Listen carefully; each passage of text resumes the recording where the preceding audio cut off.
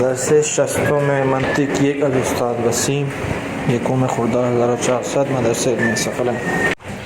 بسم اللہ الرحمن الرحیم وبہ نستعین انہ خیر ناصر ومعین وصلی اللہ علی محمد وآلہ الطاہرین۔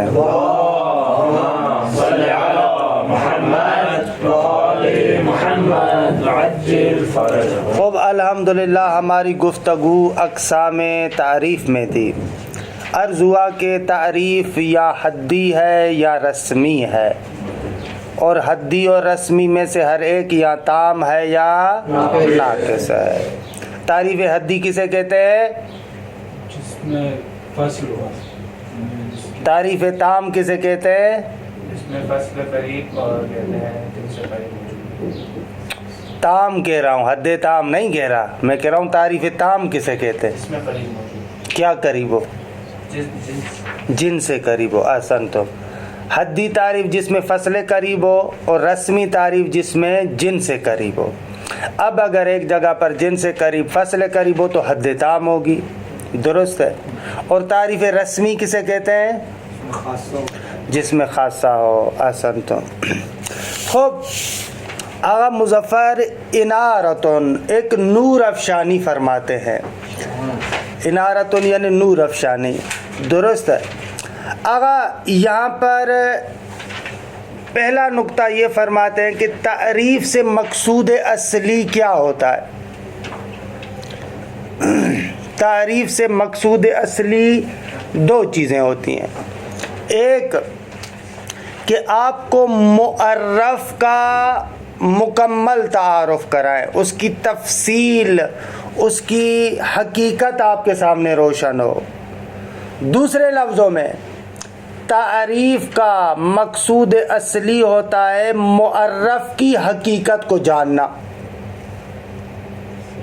بس پہلا مقصد تعریف کا کیا ہوتا ہے؟ معرف کی حقیقت کو جاننا۔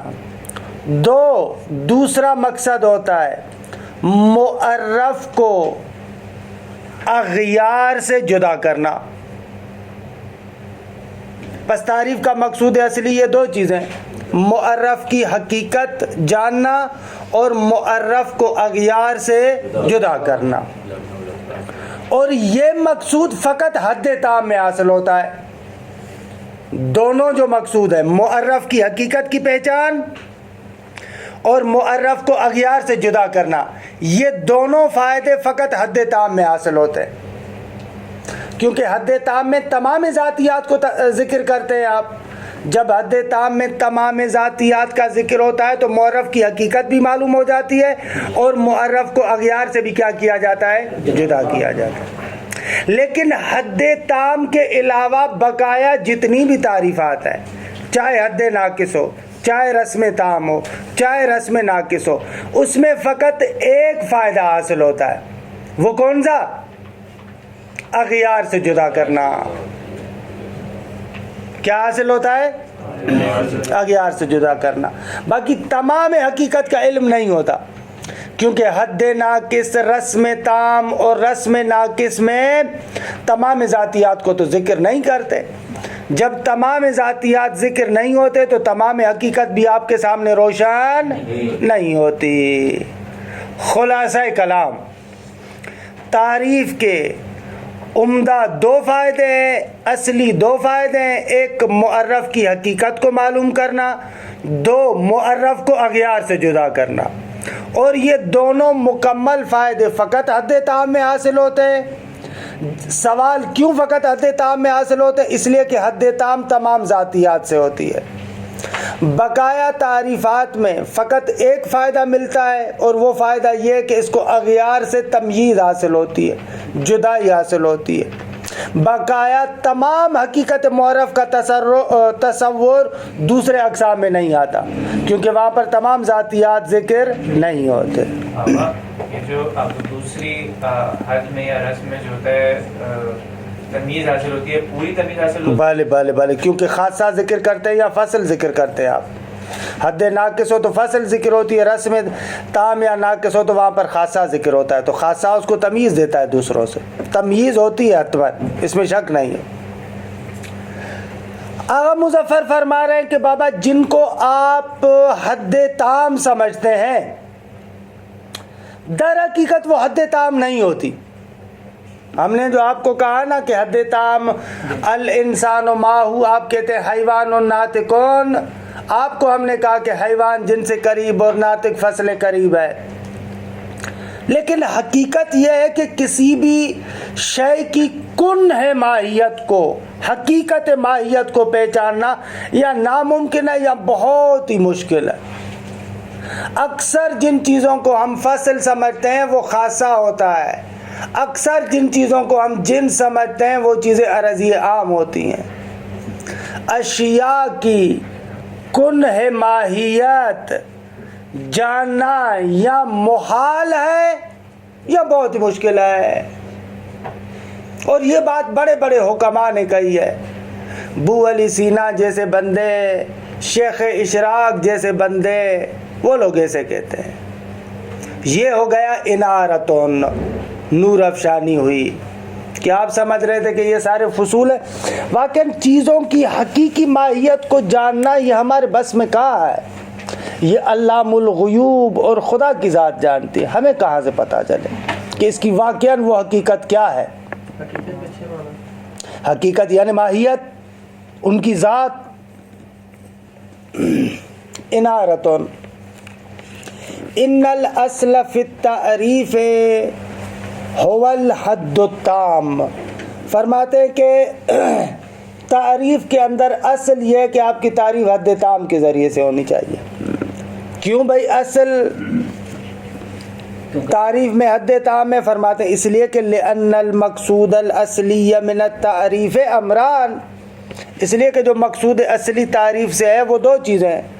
الاول تصور المعرف بحقیقت ہی، معرف کا تصور کرنا اس کی حقیقت کے ساتھ، یعنی اس کی پوری حقیقت کا تصور کرنا۔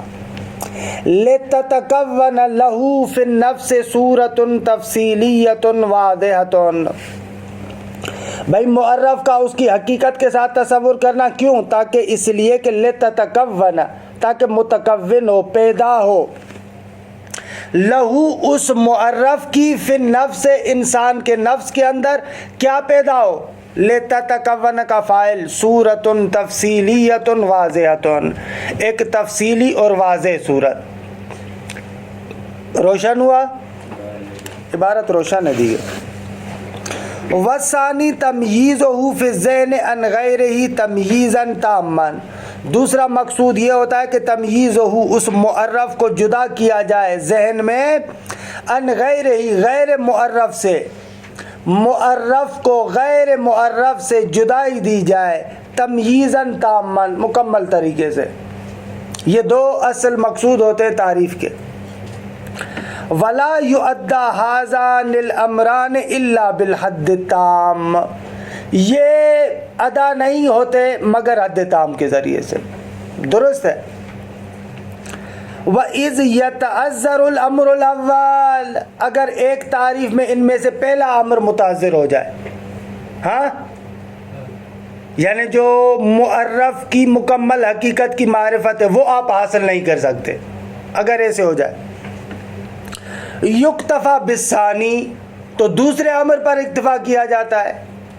سوال، اگر دوسرا امر ناممکن ہو تو پھر آیا پہلے امر پر اکتفا کریں گے؟ پہلا بھی ناممکن ہے، کیونکہ اگر پہلا امر آپ کے پاس آئے گا نا تو دوسرا خود بخود آ جائے گا، کیونکہ آپ پہلے امر میں کہتے ہیں کہ ایک شے کی مکمل حقیقت کا یعنی وہ ہو جائے، معلومات ہو جائے، خود مکمل حقیقت میں تو فصل آتی ہے نا۔ اگر پہلا امر حاصل ہوگا تو قطعاً دوسرا امر حاصل ہو جائے گا۔ نہیں ہو سکتا ایک جگہ پر امر اول حاصل ہو، ایک شے کی تمام حقیقت کا آپ کو پتا ہو لیکن اس کو تمییز حاصل نہ ہو، نہ این نہ میشے۔ امر اول مستلزم ہے امر ثانی کا، لیکن امر ثانی امر اول کا مستلزم نہیں ہے۔ ہو سکتا ہے امر ثانی ہو لیکن امر اول نہ ہو، کیونکہ آپ خاصے کے ذریعے سے تعریف کریں۔ خوب خاصے کے ذریعے سے تمییز تو حاصل ہو جائے گی لیکن مکمل حقیقت کا تصور آپ کے پاس نہیں آئے گا. روشن ہوا مطلب؟ روشن ہوا مطلب واضح ہے میرے خیال میں. وَإِذْ يَتَعَذَّرُ الْأَمْرُ الْأَوَّلُ يُكْتَفَى بِالثَّانِي، کیونکہ بھائی جب پہلا امر متعذر ہو جائے اور محال ہو جائے تو اکتفا کیا جائے گا دوسرے امر پر. وَيَتَكَفَّلُ بِهِ، اور دوسرے امر کی ذمہ داری کون لیتا ہے؟ الحد الناقص والرسم بقسمی ہے. دوسرے امر کی ذمہ داری متکفل ہونا یعنی ذمہ دار ہونا، درست ہے؟ متکفل ہونا یعنی ذمہ دار ہونا. دوسرے امر کا ذمہ دار کون ہے؟ حد ناقص اور رسم بقسمی ہے، اپنی دونوں قسموں کے ساتھ، بھلے چاہے تام اور چاہے ناقص. وَإِلَّا قَدَّمَ تَمْيِيزَهُ تَمْيِيزًا ذَاتِيًّا وَيُؤَدَّى ذَلِكَ بِالْحَدِّ النَّاقِصِ. بھلے اب امر اول کے بعد جب آپ امر ثانی کی طرف آتے ہیں تو امر ثانی میں بھی تمییز ذاتی کو مقدم کریں، یعنی امر ثانی میں بھی جہاں پر تمییز حاصل کرنا چاہتے ہیں وہاں پر بھی تمییز ذاتی کو مقدم کریں. یعنی کیا؟ یعنی رسم سے پہلے آپ حد ناقص کی تعریف کریں، حد ناقص کے ذریعے سے تعریف کریں، کیونکہ بالآخر تمییز ذاتی حد ناقص کے ذریعے سے حاصل ہوتی ہے. حد ناقص کچھ بھی ہو اس میں فصل قریب ہوتی ہے نا، اور فصل قریب کے ذریعے سے کیا ہوتا ہے؟ تمییز ذاتی حاصل ہوتی ہے. سمجھ رہے ہیں؟ کہہ رہے ہیں بھائی اصول تو یہ ہے کہ پہلے مرحلے میں حد تام کے ساتھ تعریف کرو. خوب اگر حد تام کے ساتھ نہیں کر سکتے تو پھر حد ناقص کے ساتھ کرو، کیونکہ اس سے تمییز ذاتی حاصل ہوتی ہے. یہ کہنا چاہ رہے. وَإِلَّا اگر اس طریقے سے نہ ہو تو قدمہ، یعنی امر اول آپ حاصل نہیں کر سکتے، حد تام کے ذریعے سے آپ تعریف نہیں کر سکتے تو پھر قدم تمییزہ تمییزا ذاتیا، مقدم کیا جائے گا تمییز ذاتی کو. تمییز عرضی پر کس کو مقدم کریں گے؟ اگر تمام حقیقت معلوم نہیں کر سکتے تو پھر آپ تمییز ذاتی کو مقدم کریں. وَيُؤَدَّى ذَلِكَ بِالْحَدِّ النَّاقِصِ، اور یہ تمییز ذاتی حاصل ہوتی ہے کس سے؟ حد ناقص سے. فَهُوَ أَوْلَى مِنَ الرَّسْمِ، بس یہ حد ناقص اولا ہے رسم سے. حالا رسم مطلقہ چاہے تام ہو چاہے ناقص. اس کے بعد پھر والرسم التام اولا من الناقص، اور رسم تام پھر ظاہر سی بات ہے کہ ناقص سے اولا ہے. بالاخر رسم تام میں کیا ہوتا ہے؟ جن سے قریب ہوتی ہے، کسی حد تک ذاتی اور عرضی دونوں کا امتزاج ہوتا ہے، لیکن رسم ناقص میں تو فقط خاصہ ہوتا ہے. روشن شد؟ بس انہوں نے بیان کیا کہ تعریفات کرنے کا بھی طریقہ کار یہ ہے، پہلے حد تام، نہیں ہو سکتا حد ناقص، نہیں ہو سکتا رسم تام، نہیں ہو سکتا رسم ناقص. اور اس کی علت بھی معلوم ہوئی کیوں یہ ترتیب دے رہے ہیں. اس لیے کہ حد تام سے دونوں مطلوب حاصل ہوتے ہیں، تمام حقیقت کا تصور بھی آتا ہے اور تمییز ذاتی بھی ملتی ہے. آگا حد ناقص میں تمام حقیقت کا تصور تو نہیں ہے لیکن تمییز ذاتی مل رہی ہے. اگر رسم تام بھائی درست ہے کہ تمییز ذاتی نہیں مل رہی لیکن بہرحال کچھ نہ کچھ ذاتی اور عرضی کا امتزاج ہے، آخر میں رسم ناقص. خود تمام شد یہ مقدمہ. اصل نقطہ یہ ہے جس کی وجہ سے انارت نور افشانی ہے. الا ان المعروف عند العلماء، مگر یہ کہ علماء کے نزدیک اور علماء کے ہاں معروف یہ ہے کہ ان الاطلاع على حقائق الاشیاء وفصولها من الامور المستحیلۃ او المتعذرہ. اگر اشیاء کے حقائق کو جاننا اور اشیاء کی فصول کو جاننا، من الامور المستحیلہ، یا تو محال ہے، اصلاً یہ لفظ محال ہے، محال نہیں ہے، یا تو اصلاً محال ہے، او المتعذرہ، یا نہ محال نہیں ہے لیکن انسان قادر نہیں ہے. امور دو طرح کے، یا عقلاً محال ہے یا انسان بیچارے کی قدرت میں نہیں ہے. مثلاً آغائے عرفان کو میں کہوں تیر الی السما، آسمان میں اڑنا شروع کر، خوب دیکھیے عقلاً محال نہیں ہے، لیکن انسان بیچارے کے لیے قادر نہیں ہے کہ وہ بیٹھے بیٹھے اسے اڑنا شروع کرے. اللہ ذہنی طور پر اڑ جائے علیحدہ بات ہے، لیکن ہم کہہ رہے بدن کے ساتھ اڑے یہ نہیں ہو سکتا نا. تو اسے کہتے ہیں متعذرہ. متعذرہ یعنی عقلاً محال نہیں ہے لیکن آپ کی قدرت میں نہیں. ہاں، حقائق اشیاء کو جاننے کے لیے مستحیلہ اور متعذرہ میں فرق کیا ہوا؟ دونوں یہی تو عرض کر رہا ہوں نا. یہ اب یہ تھوڑا توجہ کر. مستحیلہ میں نے کہا عقلاً محال ہے. عقل یہ آپ نے پڑھا ہے اس میں محال کی دو قسمیں. یہی عرض کر رہا ہوں عقلی طور پر محال ہے یعنی نامیش اصلا ناممکن. ایک منٹ میری جان تھوڑا سنیں نا. عقلاً محال ہے یعنی نامیش ہے. جیسے مثلا اجتماع نقیضین، جیسے مثلا اجتماع ضدین. خوب دیکھیے عقلاً محال ہے. کوئی بھی بندہ آئے اس کو نہیں کر سکتا حتیٰ پروردگار عالم. درست ہے. امور محال خدا کی نسبت سے اب یہ نہیں کہتے کہ خدا نہیں کر سکتا، ہم کہہ رہے ہیں وہ ہو نہیں سکتے. درست ہے. لیکن یہ بھی ہے کہ پروردگار عالم کی قدرت کا تعلق اس کے ساتھ نہیں ہوتا. ان کو کہتے ہیں امور مستحیلہ. متعذرہ یعنی ذاتاً محال نہیں ہے لیکن میرے بس میں نہیں ہے. اگر خدا چاہے آگا عرفان کو اڑانا تو اڑا سکتا ہے.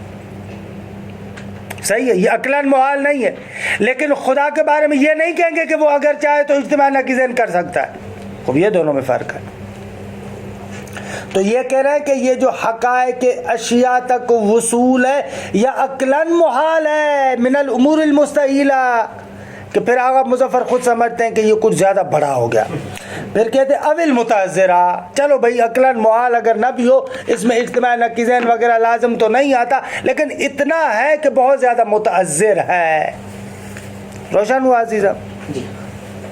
واضح ہوا؟ استاد میں یہی نہیں سمجھ پا رہا کہ یہ جو یہ تھا حقائق اشیاء اور فصولی تو اس کا جاننا کیسے محال ہو سکتا ہے؟ وہی تو عرض کر رہا ہوں نا میری جان. میں کہہ رہا ہوں کہ یہ نہیں کہہ رہا، دعویٰ نہیں کر رہا کہ حتماً محال ہے. یہی عرض کر رہا ہوں. میں کہہ رہا ہوں پہلے مرحلے میں یہ کہہ رہے ہیں کہ عقلاً محال ہے. پھر آغا مظفر کو بھی محسوس ہو رہا ہے کہ کچھ بڑی بات ہو گئی، تھوڑا سا نیچے لے کر آ رہا ہے. کہہ رہا ہے کہ بابا عقلاً محال نہ صحیح لیکن متعذر ضرور ہے. بھلے متعذر یعنی وہی جسے کہیں نا کہ یعنی امتناع عرفی جسے آپ کہتے ہیں. عرفاً محال ہے، عقلاً نہ عرفاً. بہت ساری چیزیں ایسی ہیں جو عرفاً محال ہے. جیسے میں نے مثال دی کہ اگر عرفان کو کہوں کہ آپ آسمان میں اڑیں، خوب اگر عرفان کا آسمان میں اڑنا عرفاً محال ہے، عادتاً محال ہے. نمیشے یہ یعنی محال عادی نہ کہ محال عقلی. سوالی جاری بے فرمائی. یہ جو استاد تعریف ہے حد تام سے آپ کہہ رہے نہیں کر سکتے تو اس کے بعد ہم فوراً جاتے ہیں رسم تام پہ، نہ حد ناقص پر جاتے ہیں. بھلے جو آج کل کہہ رہے ہیں کہ تعریف اس سے ہوتی ہے تو ہم یہ حد تام سے حد ناقص کے ذریعے تعریف کیوں نہیں کرتے جو آج کل آپ کہہ رہے ہیں رسم تام سب چیزوں کی کرتے ہیں؟ تو نہیں ہے تو پتہ نہیں ہوتا نا. نہیں کم سے کم فصول کا فصل حقیقی کا بھی پتہ نہیں چلتا نہ، فصل حقیقی کا بھی پتہ نہیں ہوتا. مثلا جیسے ناطق ہے جس کو ہم کیا کہتے ہیں انسان کی فصل ہے، وہ حقیقت میں فصل نہیں ہے. ناطق سے آپ کی کیا مراد ہے؟ ناطق سے اگر مراد بولنا ہے تو یہ کیف یہ وہ ہے یعنی کیف محسوس ہے. بولنا کیف محسوس ہے. اگر تدبر ہے تو یہ کیف نفسانی ہے. علی ای حال ان دونوں صورتوں میں عرض ہے، دونوں صورتوں میں عرض ہے. اور انسان جوہر نہیں ہو سکتا کہ جوہر کی فصل عرض قرار پائے. نہیں ہو سکتا، محال ہے اصلاً. ایک شے کی ذات اس قبیل سے ایسے ہو سکتا ہے کہ آپ کہیں کہ پانی کی ذات جو ہے وہ کہ آگ ہے. ایسے جوہر اور عرض آپس میں ایسے بالکل اپوزٹ ہے. ایک مخالف شے سے مخالف شے کی حقیقت تشکیل پاتی ہے کیا؟ ارے یہ فلسفے میں ہے لیکن مطلب حقی ہے کہ دو مقولات کیسے ہو سکتا ہے کہ ایک مقولے کی ذات کو دوسرا مقولہ تشکیل دے. یعنی اس کا پتہ ہے کیا معنی آپ کرنا چاہ رہے ہیں؟ آپ معنی کر رہے ہیں کہ ایک شے جو ذاتاً جوہر ہے اور اس کی جنس کیف بھی واقع ہو، حالانکہ جوہر اور کیف اس طریقے سے آپس میں اپوزٹ ہے. مقولات عشر میں جوہر اور کیف اسی طریقے سے آپس میں بالکل اپوزٹ ہیں، جدا ہیں. کیسے ہو سکتا ہے کہ ایک شے کی ذات میں یہ دونوں اپوزٹ چیزیں آ جائیں؟ یوں ہو سکتا ہے لیکن ایک ہی شے کی دو جنسیں واقع نہیں ہو سکتی. اس طریقے سے در عرض ہم دو دو جنس عرضی نہیں ہو سکتی ایک شے کی، ہم اس کو طولی ہو سکتی ہیں، دقت کو نہیں، عرض ہم تو کہہ بھی نہیں رہے استاد. طول میں نہیں ہو سکتا نا، یہ کبھی بھی جوہر اور کیف آپس میں طول میں ہو نہیں سکتے، یہ آپس میں عرض میں کبھی بھی یوں نہیں ہو سکتے. جوہر اور کیف ہمیشہ ایسے ہے، طول میں تھوڑی ہے، طول میں ایسے، طول کا مقصد یعنی وہی یہ اس کے لیے یہ اس کے لیے، ایسے نہیں ہوتا، کبھی بھی نہیں ہوتا. پہلے کیا ہے انشاءاللہ اپنے مقام پر. وَكُلُّ مَا يُذْكَرُ مِنَ الْفُصُولِ فَإِنَّمَا هِيَ خَوَاصُ. فرماتے ہیں جتنی بھی آپ فصول ذکر کرتے ہیں، پھر انشاءاللہ خدا آپ کو توفیق دے گا جب حکمت صدرائی پڑھیں گے تو وہاں پر اصلاً ہم پڑھیں گے کہ فصل بالاخر آخر میں وجود کی طرف پلٹتی ہے. وجود کی طرف، نحوہ وجود کی طرف پلٹتی ہے. فصول حقیقیہ در حقیقت نحوہ وجود کی طرف پلٹتی ہے. خوب دیکھیں، وجود بما ہوا وجود کے فصل نہیں، یعنی یہ جو ہم کہتے ہیں کلیات خمسہ کے باب سے، تو پھر تو اصلا موضوع ہی مفقود ہو جائے گا. یہی رد کر دیں گے ادھر جا کے، کیا ادھر جا کے اس کو رد کریں گے. اس کو نہیں رد کریں گے، یہ صحیح کہہ رہے ہیں کہ فصل حقیقی کی جسے کہیں نا کہ معرفت حاصل کرنا واقعاً متعذر ہے، بھلے متعذر ہے، مگر وہی جان سکتا ہے جو سلسلہ علل میں واقع ہو، جس نے خود اس کو وجود دیا ہے. دوسروں کے لیے واقعاً وہ ہے متعذر ہے. فَكُلُّ مَا يُذْكَرُ مِنَ الْفُصُولِ فَإِنَّمَا هِيَ خَوَاصُ لَازِمَةٌ. فرماتے کہ وہ تمام چیزیں جن کو فصول کے عنوان سے ذکر کیا جاتا ہے وہ خاصہ ہے، لیکن البتہ خاصہ ایسا ہے کہ جو لازم ہے، کیونکہ عرضی میں ہم نے کہا تھا نا عرضی یا لازم ہے یا مفارق ہے، تو وہ خاصہ لازمہ ہے. تکشف، ابھی میرے خیال میں زیادہ ہو گئے سوالات، ابھی آگے بڑھنے دیں مجھے. تکشف عن الفصول الحقیقیہ، کہ ایسا خاصہ لازمہ ہے جو فصول حقیقیہ سے کیا کرتا ہے، کشف کرتا ہے، وہ بیان کرتا ہے کہ اس کی ایک فصل حقیقی ہے. مثلا جیسے ناطق ہے، اب یہ خاصہ لازمہ ہے جو کشف کرتا ہے، ہمیں بتاتا ہے فصل حقیقی اس کی کچھ اور ہے. فصل حقیقی مثلا ناطق بتاتا ہے نفس ناطقہ ہے، انشاءاللہ آپ پڑھیں گے. یہ جو فصل منطقی کہلاتی ہے، یہ خاصہ لازمہ جس کو منطق میں آپ فصل کہتے ہیں نا، وہ در حقیقت خاصہ لازمہ ہوتا ہے. اس خاصہ لازمہ کو فصل حقیقی سے آپ نکالتے ہیں. فصل حقیقی کیا ہے؟ مثلا ناطق کے لیے فصل حقیقی کیا ہے؟ نفس ناطقہ. درست ہے؟ اللہ اتنا سمجھ لے کافی ہے. فالتعاریف الموجودۃ بین ایدینا اکثرها وکلها رسوم تشبہ الحدود. اگر اکثر تعریفات جو ہمارے ہاتھوں میں ہیں، یا ساری کی ساری تعریفات جو آپ کے اور ہمارے ہاتھوں میں، وہ حقیقت میں رسوم ہے، رسم ہے.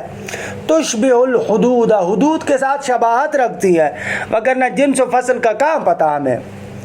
فَعَلَى مَنْ أَرَادَ أَنْ يَخْتَارَ الْخَاصَّةَ اللَّازِمَةَ الْبَيِّنَةَ بِالْمَعْنَى الْأَخَصِّ. جو بندہ چاہتا ہے تعریف کرے تو اس کے لیے کیا ہوگا؟ ان یختار الخاصۃ اللازمۃ البینۃ بالمعنی الاخص، اسے چاہیے کہ خاصہ لازمہ بین بالمعنی الاخص کو اختیار کرے. درست ہے آقا؟ لأنها أدل على حقیقت المعرف واشبہ فی الفصل، اس لیے کہ معرف کی حقیقت پر برحال نسبتاً زیادہ تر یہی دلالت کرتا ہے، اور فصل کے زیادہ تر شبیہ یہی ہوتا ہے. کوئی نئے حقیقت کو تو نہیں پہچانوا سکتا. یہ ادل علی حقیقت المعرف سے مراد یہ نہیں ہے کہ حقیقت معرف تک پہنچا دیتا ہے، یعنی برحال دوسروں کی نسبت سے پھر بھی زیادہ تر یہی اس کی حقیقت کے قریب ہوتا ہے. حالانکہ بالکل حقیقت نہیں بتاتا، لیکن پھر بھی اس حقیقت کے قریب یہی ہوتا ہے. وَهَذَا أَنْفَعُ الرُّسُومِ فِي تَعْرِيفِ الْأَشْيَاءِ، اشیاء کی تعریف میں سب سے زیادہ فائدہ دینے والی رسم بھی یہی ہے جو خاصہ لازمہ بین بالمعنی الاخص سے ہو. وَبَعْدَهُ فِي الْمَنْزِلَةِ التَّعْرِيفُ بِالْخَاصَّةِ اللَّازِمَةِ الْبَيِّنَةِ بِالْمَعْنَى الْأَعَمِّ. اگر آپ کو خاصہ لازمہ بین بالمعنی الاخص نہیں ملتا تو پھر خاصہ لازمہ بین بالمعنی الاخص لے کر آؤ. اما التعریف بالخاصة الخفیہ غیر البینہ فإنها لا تفید تعریف الشیء لكل عہد. اگر خاصہ خفیہ لے کر آئے، اصلا بین نہ ہو، خب فإنها لا تفيد تعریف شيء لكل عادل، ہر ایک کے لیے تو پھر وہ تعریف فائدہ مند نہیں ہوگی. مثلا فإذا عرفنا المثلث بأنه، اگر ہم آئے اور مثلث کی تعریف، ٹرینگل کی تعریف ایسے کریں، شکل زوایاہ تساوی قائمتین، کون سمجھے گا؟ عام بندہ سمجھے گا؟ ہم لوگ نہیں سمجھتے، عام بندہ کہاں سمجھے گا؟ درست ہے، بیٹھ کر یہ بنانا پڑتا ہے، زاویے سے مراد یہ فلاں ہوتا ہے، اصل میں دائرہ ہوتا ہے، اس کے اتنے درجے ہوتے ہیں، یہ اس کا فلاں، یہ ایسے آپ کو لمبی چوڑی گفتگو کرنی پڑتی ہے نا. عام بندہ تو اس تعریف کو نہیں سمجھے گا. فإنك لم تعرف إلا للهندسی المستغنی عنہ، یہ آپ تعریف نہیں کرتے مگر اس کے لیے جو جیومیٹری کا ماہر ہو. جو ماہر ہے اس کو پھر تعریف کی ضرورت کیا ہے؟ عامی بندے کے لیے یہ تعریف فائدہ مند نہیں ہے، اور جو ماہر ہے اس کے لیے فائدہ نہیں ہے. خب تمام شد الحمدللہ. جی سر اونجوری که آقای مظفر گفته پس ما هیچ مثالی برای حد تام که کنه نداریم بله نداریم. بله صرف حقائق میں نہ، یعنی کوئی اعتباری چیز ہو اس میں تو کر سکتے ہیں. بله وہ پھر تعریف بھی اعتباری ہے، وہ تعریف بھی اعتباری ہے. بله تعریف بھی اعتباری ہے، یعنی جو روشن نہیں، بین کے مقابلے میں بیان کیا تھا نا، بین کے جس میں برہان کی ضرورت نہیں ہوتی، اور اس کے مقابلے میں غیر بین، خفیہ وہی غیر بین جس میں برہان اور دلیل کی ضرورت ہوتی ہے. تمام شو. اگر ایک اور طریقہ بھی ہے تعریف کا جو آج کل بہت زیادہ ہوتا ہے، ہاں، تعریف بالمثال. یہ اکثر ایسے ہوتا ہے. اگر انسان کسے کہتے ہیں؟ بھائی زید. یہ آپ کیا کریں، اس شے کے لیے جس کی تعریف کرنا چاہتے ہیں اس کے ایک فرد کو سامنے لے کر آئیں، اسے کہتے ہیں تعریف بالمثال. سوال، مظفر خداوند منان آپ کے درجات کو بلند فرمائے، اب یہ تعریف بالمثال کون سی تعریف ہے؟ آپ نے تو 4 قسمیں بیان کی. کہہ رہے ہیں یہ تعریف بالمثال وہی رسم ناقص ہے، کیونکہ مثال اس کا ایک طریقے سے خاصہ ہوتا ہے. التعریف بالمثال خاصہ کیوں ہوتا ہے؟ اور نہیں تو کیا؟ ہم کہہ رہے ہیں نا کہ یہ زید انسان کے لیے کیا ہے؟ خاصہ ہے دیگے، خاصہ ہے دیگے.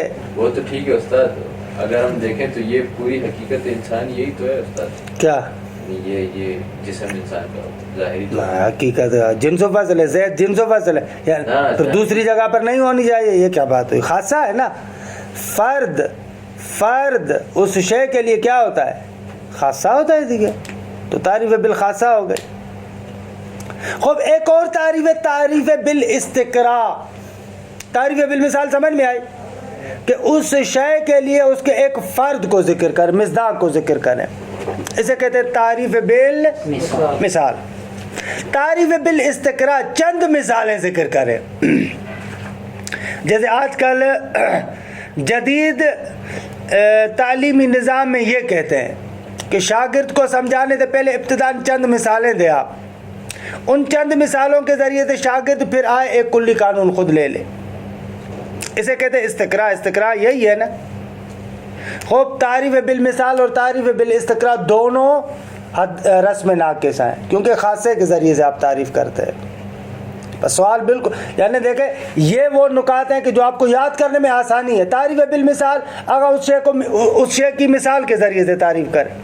اگر تعریف بالاستقراء اگر اس شے کی چند مثالیں دے کر آپ اسے ایک کلی قانون لے لیں. انشاءاللہ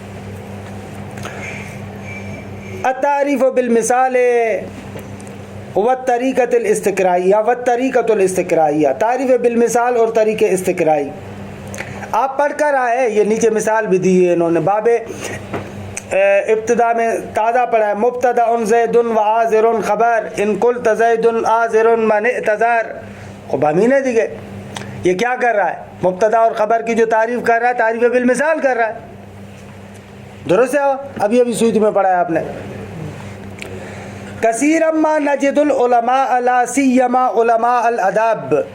آگا کہتے ہیں میں نے بہت زیادہ علماء کو دیکھا ہے، ہم لوگ دیکھتے ہیں، اور خصوصیت سے جو علماء ادب ہیں وہ لوگ یستعینون علی تعریف الشیء بذکر عہد افرادہ و مصادیقہ مثال اللہ. یہ لوگ ایک شے کی تعریف پر مدد لیتے ہیں. کس بات سے مدد لیتے ہیں؟ یستعینون، کس بات پر؟ بذکر عہد افراد ہی و مصادیق ہی. مثال اللہ، اس شے کے لیے مثال کے طور پر اس کے افراد میں سے ایک فرد کو ذکر کر کے یا اس کے مصادیق میں سے ایک مصداق کو ذکر کر کے. درست ہے. حالا انشاءاللہ آگے آئیں گے، وہاں پر بتائیں گے افراد اور مصادیق میں کیا تفاوت ہے. وَهَذَا مَا نُسَمِّيهِ التَّعْرِيفَ بِالْمِثَال، اس کو ہم کہتے ہیں تعریف بالمثال. وَهُوَ أَقْرَبُ إِلَىٰ عُقُولِ الْمُبْتَدِئِينَ فِي فَهْمِ الْأَشْيَاءِ وَتَمْيِيزِهَا. جو ابتدائی بچے ہوتے ہیں نا، ان کے عقول کے اعتبار سے یہ والی تعریف زیادہ مفید تر ہے کہ بچے کو سمجھانے کے لیے پہلے مثال دیں اور مثال کے ذریعے سے وہ بات سمجھائیں.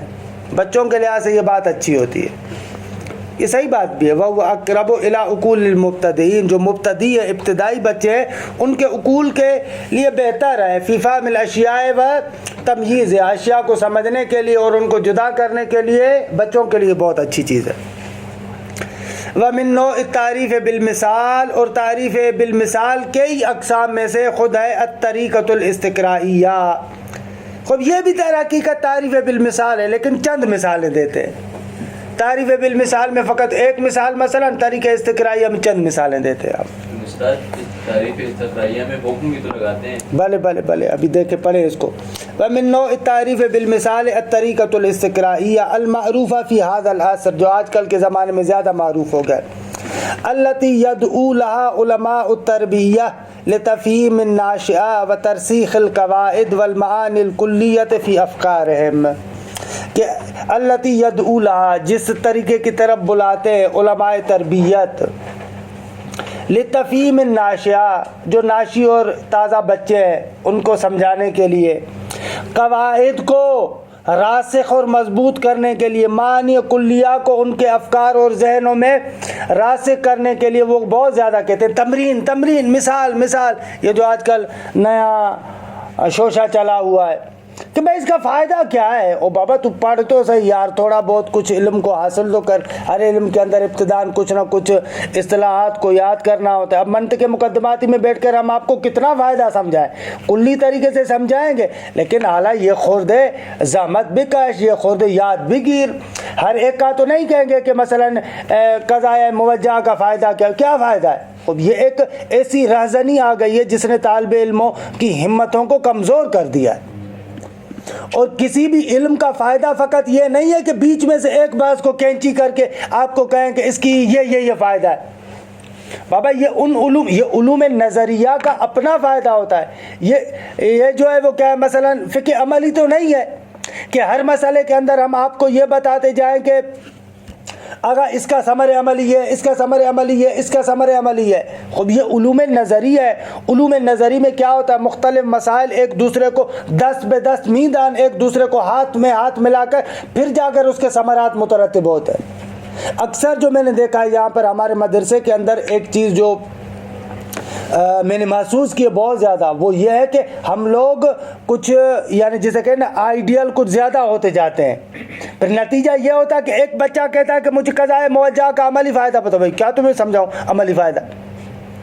خوب قضائے موجہ کا کلی طریقے سے کام پر فائدہ ہوتا ہے. بھلے بہت سارے مغالطات سے بچ سکتے ہو، بہت سارے فلسفی مسائل میں تم اس سے کمک لے سکتے ہو، بہت سارے فلاں جگہ پر تمہیں فائدہ ہو سکتا ہے، لیکن میں تمہیں ابتدائی بچے کو کیسے سمجھاؤں؟ خوب اس اعتبار سے علوم کا اجمالی فائدہ درست ہے کہ ہمارے سامنے ہوتا ہے، لیکن ہر مسئلے کے اندر اس طریقے سے کہنا کہ اس کا کیا فائدہ ہے اور پھر آخر میں سمجھ میں نہ آئے تو کہنا اس کا فائدہ نہیں، خود اپنے آپ کو ڈھیلا کرنا، خوب یہ شیطانی چیز ہے جو انسان کو راضن کرنے کے لیے. اس سے اپنے آپ کو حتمن بچائے. علوم بہت سارے ایسے ہوتے ہیں، یعنی ایسے سمجھے کہ بہت اچھی مثال استاد عبودیت دیتے ہیں. پہلے بھی میں نے آپ کو عرض کیا ہے کہ علوم کے جتنے بھی مسائل ہیں فٹ بال کے کھلاڑیوں کی طرح ہوتے ہیں. ایسے ہوتا ہے فٹ بال کے جتنے بھی کھلاڑی ہیں ایک دوسرے کو پاس دیتا ہے، دوسرا تیسرے کو، تیسرا چوتھے کو، چوتھا پانچویں کو، اس طریقے سے جا کر آخری بندہ جا کر گول کرتا ہے. یہ مسائل ایسے ہوتے ہیں ایک دوسرے کو پاس دیتے ہیں، ادھر سے کچھ روشن ہوا، ادھر سے کچھ روشن ہوا، ادھر سے کچھ روشن ہوا، ادھر سے کچھ روشن ہوا، پھر جا کر گول ہوتا ہے. اسے زنجیر وائز ہوتا ہے. آپ ایسے نہیں کہہ سکتے کہ وہ بندہ جو یہاں پر کھڑا ہوا ہے، پیچھے کھڑا ہوا ہے، پاس دینے والا، وہ کہ بھائی میرا کیا فائدہ، میرے اس پاس دینے کا کیا فائدہ، گول تو اس نے کرنا ہے، بس میں وہی کھلاڑی ہونا چاہیے، ہم سارے لوگ نہیں ہونے چاہیے. خود کہ وہ بھی گول نہیں کر پائے گا. اگر یہ جو نیچے والے بندے ہیں جو ڈائریکٹ گول نہیں کرتے، وہ لوگ کہیں کہ بھائی ہم لوگوں کا کیا فائدہ، گول تو وہ کر رہا ہے، ہمارا فائدہ ہی نہیں ہے، تو ہم چلے جاتے ہیں، تو پھر وہ بندہ بھی گول نہیں کر پائے گا. تو مسائل ایسے ہوتے ہیں، ایک مسئلہ دوسرے کے ساتھ جڑا ہے، دوسرا تیسرے کے ساتھ جڑا ہوا ہے، تیسرا چوتھے کے ساتھ جڑا ہوا ہے، تب جا کے فائدہ حاصل ہوتا ہے. یہ میں نے مجھ سے منطق مقدماتی میں اکثر لڑکے یہ بہت زیادہ کرتے ہیں، اگر اس کا کیا فائدہ. ایک دوست میں نے اس کو بہت زیادہ سمجھایا، لیکن ایسے سمجھ میں آ رہا ہے کہ اپنا ذہن بنا چکا ہے بندہ، خود کے نقصان دہ. علوم اس طریقے سے نہیں ہوتے، اعلیٰ یہ خورد باید تحمل بکنی، تو دو تا چار تا کہ نہیں. اس علوم آل محمد ہے، مختلف علوم ہے، ان میں آپ باقاعدہ نظریاتی طور پر بن رہے ہیں، تو اس کے لیے زحمت کرنی پڑے گی. علم کے لیے ایسے تو نہیں ہے کہ 2 دنوں میں انسان جو ہے وہ کیا ہے، بس ہم کہیں کہ بس اس کا یہ فائدہ ہے، اس کا یہ فائدہ ہے. حالانکہ دیکھیے علم گفتگو پہ توجہ کرے. واقعاً یہ میں نے چند دنوں سے محسوس کیا ہے کہ درست ہے کہ بابا عملی فائدے کی طرف متوجہ ہو، لیکن اس کو اپنے لیے سوہان جان نہ بناؤ کہ آپ اس طریقے سے اپنے آپ کو درس پڑھنے میں ڈھیلا کر دے. یہ بہت زیادہ خطرناک ہے. اکثر جو ہم لوگ موفق نہیں ہوتے، اس کا یہ سبب ہے، اگر ہر بندے کے لیے آسیب اور جو مشکل ہوتی ہے وہ خود اس کے قبیل سے ہوتی ہے. اب ایک طالب علم کو شیطان نہیں کہے گا کہ نعوذ باللہ تم وہاں پر جا کر جو ہے کہ زنا محسن کرو. اب ایک طالب علم کو شیطان یہ نہیں کہے گا کہ مثلا نعوذ باللہ تم ننگے ہو کر گھومو، ایسے تو نہیں ہوگا نا. اس کو بہکائے گا اسی کے قبیل سے. ہاں بھلے ایسے ہوتا ہے، یہ چیزیں ہوتی ہیں. یہ ان کی وجہ سے کیا ہوتا ہے، اکثر ہماری جو تعلیمی سرگرمیوں میں سستی ہوتی ہے وہ اس وجہ سے ہوتی ہے. تھک جاتے ہیں، کیا فائدہ یار، یہ بھی عجیب بات ہے.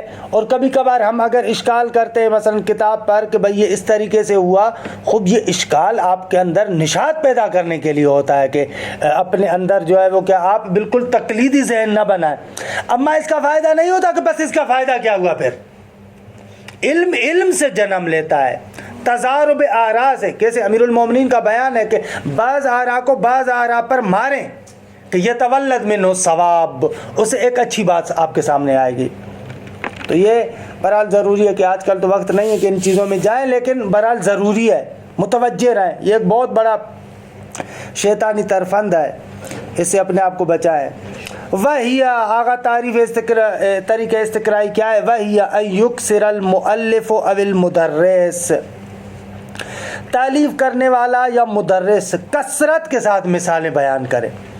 قبل بیان تعریف او القاعدہ، تعریف یا قاعدے کو بیان کرنے سے پہلے زیادہ سے زیادہ مثالیں دے. من ذکر الامثلہ والتمرینات، ان یکثر ماذا یکثر من ذکر الامثلہ، بہت زیادہ مثالیں دے، والتمرینات، بہت زیادہ مشقیں دے. لیستنبط الطالب بنفسه المفہوم الکلی او القاعدہ، تاکہ طالب علم خود بخود ایک مفہوم کلی کو استنباط کرے. مفہوم کلی کو استنباط کرے گا جہاں تعریف کی بات ہے. اول قاعدہ، یا نہ جہاں پر قاعدے وغیرہ کی بات ہے، خب وہاں پر ان مثالوں سے ایک قاعدے کو کیا کرے، استنباط کرے. مفہوم کلی اور قاعدہ میں کیا فرق ہے؟ اب یہ سوال آپ کو ہم سے نہیں کرنا چاہیے. قاعدہ قضیہ ہوتا ہے، مفہوم کلی مفرد ہوتا ہے، وہ تعریفات کے مورد میں، تصورات کے مورد میں، وہ تصدیقات کے مورد میں. قاعدے کی پہلے دن تعریف بتائی تھی، وہ قضیہ کلیہ.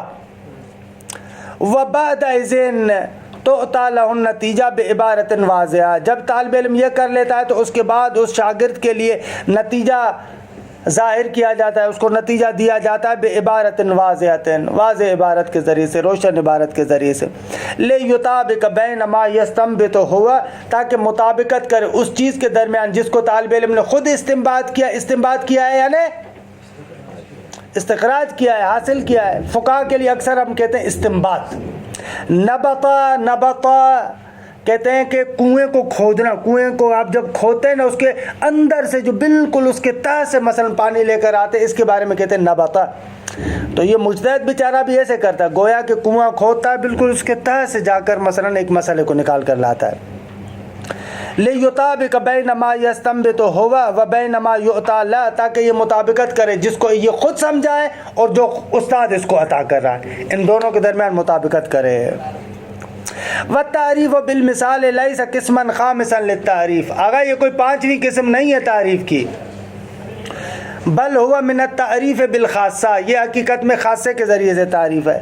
لأن المثال مما يختص بذلك المفہوم، اس لیے کہ مثال اسی مفہوم کے ساتھ مخصوص ہوتی ہے، اس لیے خاصہ ہوتا ہے۔ زید انسان کے ساتھ مخصوص ہے، اب ایسے نہیں ہے کہ زید کو آپ مثال کے طور پر گدھے کے لیے پیش کریں، آپ کو کہا جائے گدھا یعنی کہ جیسے زید، نہیں ہو سکتا، مگر یہ کہ مجازن، جیسے ہم کہتے بھی ہیں مجازن کہتے ہیں میں فلاں تو گدھا ہے، بالکل یعنی سمجھتا نہیں ہے۔ انسان کی خاصیت یہ ہے کہ وہ سوچتا ہے، سمجھتا ہے، یہ بغیر سوچے سمجھے چلتا ہے، تو پس یہ انسان نہیں، پس گدھا ہے، اس لیے ہم کہتے ہیں نا بقول ابو علی سینا کے، ابو علی سینا کہتے ہیں کہ جو بندہ بغیر دلیل کے کسی بات کو مان لیتا ہے وہ منسلخ ہے فطرت انسانیہ سے، اصلاً فطرت انسانی نادر ہے، اس کی فطرت اسی گدھے گھوڑے والی فطرت ہے، وہ بغیر دلیل کے بات کو مانتے ہیں، درست ہے؟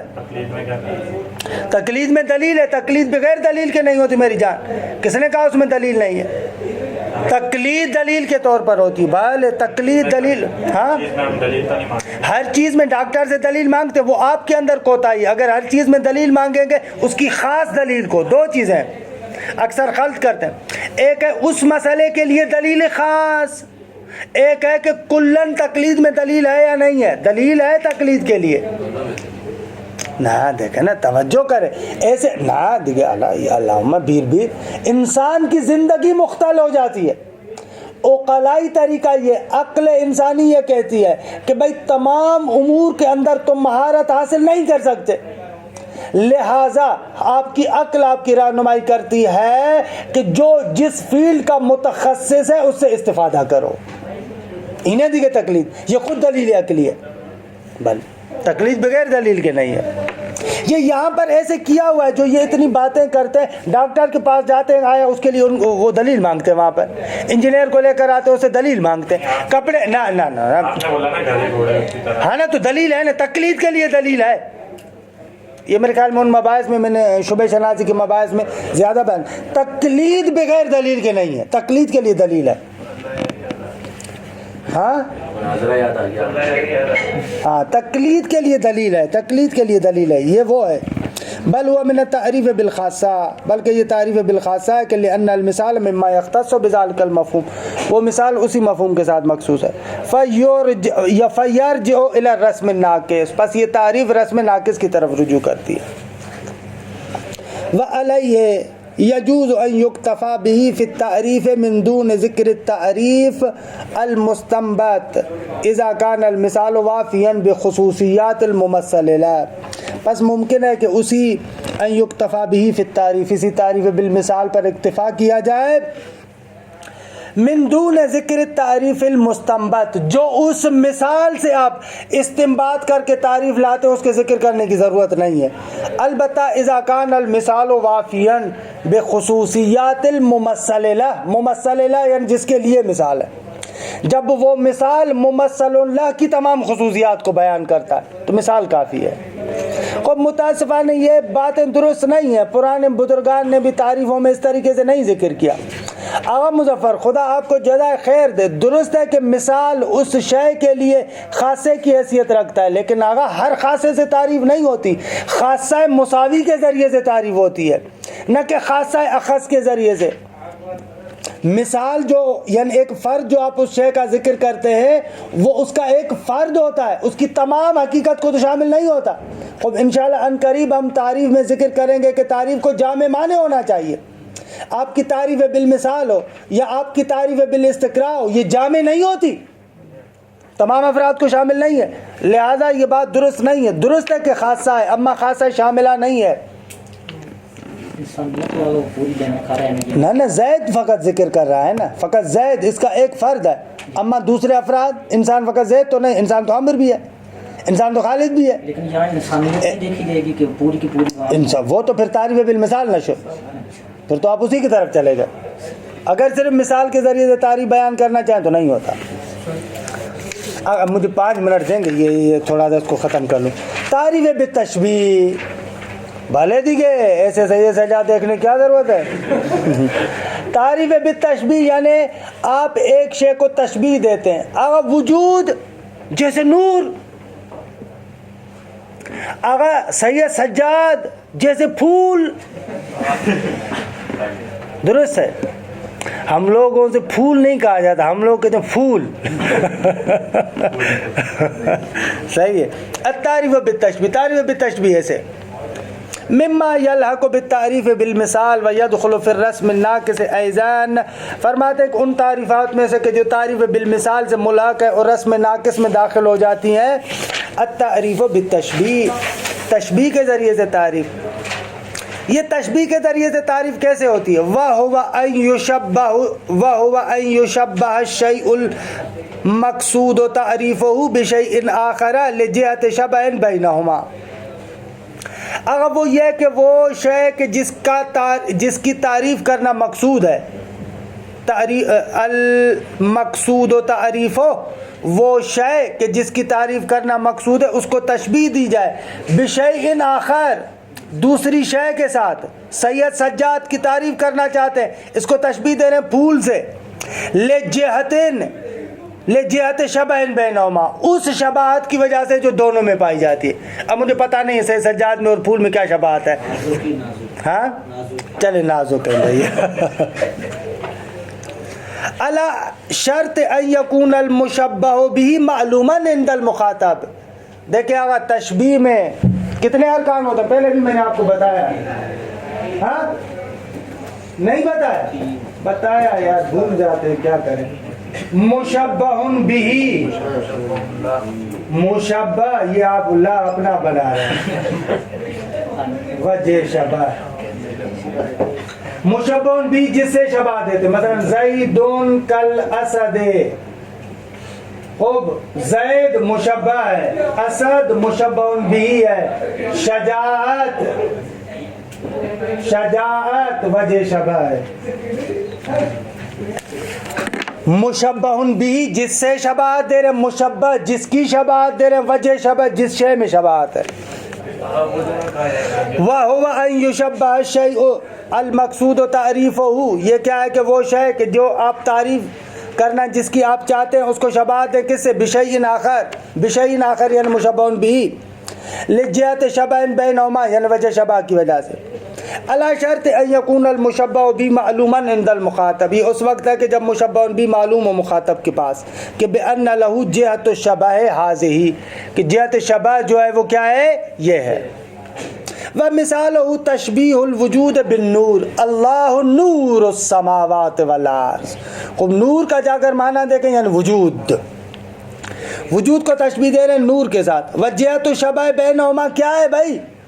خوب جیسے نور خود روشن ہوتا ہے دوسروں کو روشن کرتا ہے، وجود بھی خود روشن ہے اور ماہیات ظلمانی کو روشن کرتا ہے. وجہت الشبہ بینہما ان کل منہما ظاہر بنفسہ مظہر لغیرہ، نور بذات خود ظاہر ہوتا ہے اور غیر کو ظاہر کرتا ہے. وجود بھی ایسے بذات خود ظاہر ہے اور اس کے ذریعے سے ماہیات ظاہر ہوتی ہے. یا من هو اختفى لفرط نورہ، اے وہ ذات کہ جو اپنی شدت ظہور کی وجہ سے مخفی ہو گئی ہے. بھلے خدا کے لیے ہے نا، مرماجی فرماتے ہیں. وَهَذَا النَّوْعُ مِنَ التَّعْرِيفِ يَنْفَعُ كَثِيرًا فِي الْمَعْقُولَاتِ الصِّرْفَةِ، یہ تعریف وہاں پر فائدہ دیتی ہے جہاں پر معقولات صرفہ، صرف معقولات کی بات ہے، خالص معقولات کی بات. مثلا جیسے فلسفی مباحث ہے، ان کو سمجھانے کے لیے اکثر ہم کیا کہتے ہیں؟ عرفی مثالوں کا سہارا لیتے، محسوس مثالوں کا سہارا لیتے. عندما یراد تقریبها الى الطالب بتشبیہها بالمحسوسات، جب ہم چاہتے ہیں ان معقولات صرف کو قریب کریں، طالب علم کے ذہن کے قریب کریں. کیسے؟ بتشبیہها بالمحسوسات، ان معقولات صرفہ کو محسوسات سے تشبیہ دے کر آپ کے ذہن کے قریب لانا چاہتے ہیں. لأن المحسوسات إلى الذہن اقرب ولتصورها آلف، اس لیے کہ محسوسات ذہن کے زیادہ قریب ہوتے ہیں اور ذہن سے زیادہ مانوس تر ہوتے ہیں. ولتصورها آلف، ذہن ان کا تصور کرے یہ آلف یعنی زیادہ الفت رکھنے والا ہے، مانوس تر ہے. وقت سبق منا، آگاہ کہہ رہے ہیں کہ دیکھیں یہ ہم نے کام کیا ہے. قد سبق منا تشبیہ کل من النسب الاربع بامر محسوس تقریبا لها، ہم نے دیکھے کیسے نشانیاں بنائی تھی. نسب اربع میں سے ہر ایک کو ہم نے نسبت تشبیہ دی تھی بامر محسوس، ایک امر محسوس کے ساتھ. یہ لکیریں بنائیں، یوں بنائیں، ایسے نسب اربع میں یہ جو علامتیں بنائی تھی یہ تشبیہ دی تھی. کیوں؟ تقریباً لہا، تاکہ نسب اربع کو آپ کے ذہن کے قریب کرے. یہ تقریباً لہا کا یہ معنی ہے آپ کے ذہن کے قریب لانے کے لیے، نہ اردو والا تقریباً جو زن کے معنی میں ہوتا ہے وہ نہ. فمن ذلك تشبیہ المتباینین بالخطین المتوازیین، دو متوازی خطوط ٹرین کی پٹری کی طرح مثلا ان کے ساتھ ہم نے متباینین کی تشبیہ دی تھی. لأنہما لا یلتقیان ابدا، یہ آپس میں کبھی بھی نہیں ملتی. ومن هذا الباب المثال المتقدم، اسی باب سے گزشتہ مثال الوجود کالنور مثلا، وهو تشبیہ الوجود بالنور، آغا وجود کی تشبیہ دی ہے کس کے ساتھ؟ نور کے ساتھ، درست ہے. ومنہ تشبیہ التصور العالی کا تصور اللفظ آلتا لتصور المعنی، ایک شیء عالی کے تصور کی تشبیہ. تشبیہ التصور العالی کس کے ساتھ؟ بالنظر الی المرآت، آئینے میں دیکھنے سے. خوب آئینے میں جب آپ دیکھتے ہیں تو آپ کی نظر عالی ہوتی ہے. یہاں پر بھی ایسے لفظ اور معنی کے اندر جو عالی والا رابطہ، یہ ہم تشبیہ کیوں سمجھانے کے لیے ہوتی ہیں. بقصد النظر الى الصورة المنطبعة فيها. خوب تمام شد. الحمدللہ وصلی اللہ علی محمد و اہل بیتہ الطیبین الطاہرین. صلی علی محمد محمد محمد محمد محمد